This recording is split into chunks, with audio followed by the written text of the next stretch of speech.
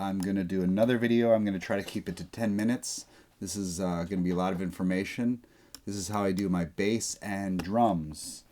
And basically, I will give away a lot of stuff that I like to do, and I think it sounds good. First of all, most importantly, the bass sound. I like Alchemy. I just discovered this one day, just going through patches. I really like this patch here called, I put in Moon, and it should show up. So Touareg Moon Bass. I really like that one. I guess it's trying to sound like a Taurus pedal, but has a really fat, nice sound. And let's hear it alone. There it is. Cool, you get the idea. So that's how I set up my bass line. Then I like to bring in some samples for each track. These, I'll just play it together so you get an idea. Cool. So these are from sample packs, but anyway, here's the bass drum. So I usually like to rename this to, or sorry, kick drum. Kick drum.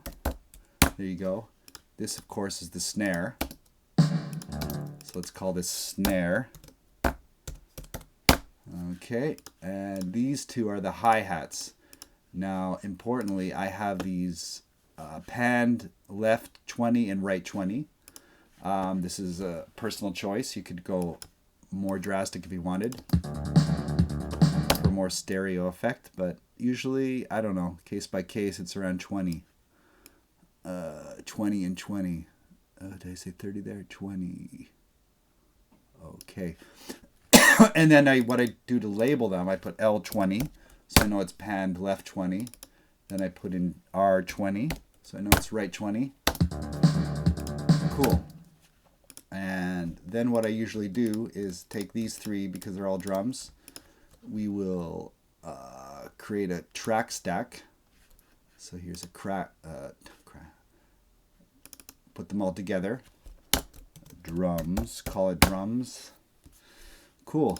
Now, very importantly, this is the EQing stuff that I want to get into. So let's just look at the bass drum. Okay, here. You want to hit on analyzer, put on the EQ.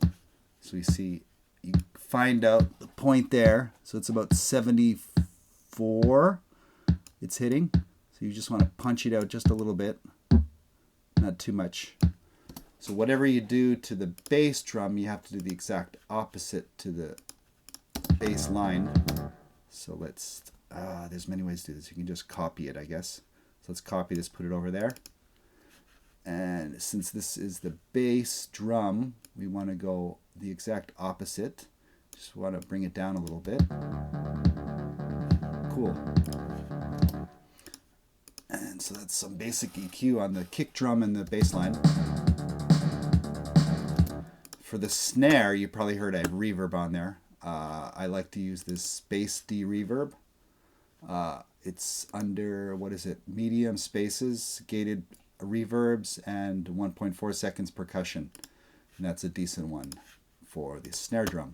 You can hear without the effect. It's not as cool sounding, but it's your personal choice. Now, as far as EQing the snare, I'll do the same thing. Let's solo the snare. Let's see, it hits right here. Okay, about 158. Let's just punch it up there, narrow it a bit. So, okay, so did I say 158? I said 158. Okay, so now we got to take that out of the bass line. So we go to the EQ of the bass line, bring in 158, and let's take it out of there, like that roughly. Cool. So we did the basic EQ, those two. You get the idea. And for the two hi-hats, of course, what you want to do perhaps is just cut the low frequencies. So let's hear the hi-hats together.